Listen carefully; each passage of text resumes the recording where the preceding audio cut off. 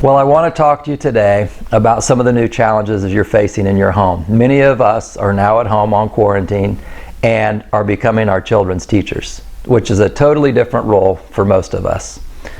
So these challenges that are presenting themselves often are going to have what we call challenging moments where you and the child begin to be in conflict. I want to give you some tools to help you with those tough moments. The last thing we want is when your children are at home, your relationships get worse with them instead of improve. This is a chance to improve that relationship with your child while they're at home.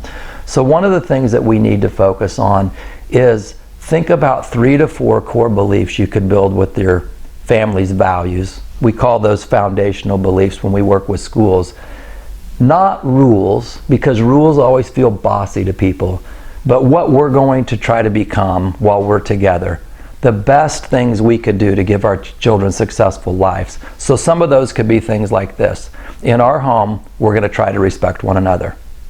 Through thick and thin, through hard times, we're going to try to always show respect to one another.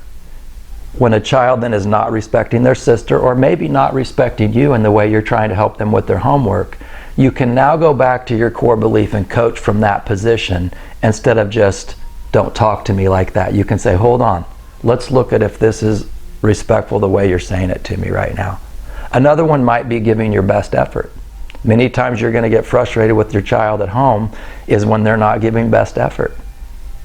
And so if the goal is we'll always give our very best, sometimes you can coach a child from that place instead of get overly frustrated with them. It could sound something like this. How hard are you trying right now?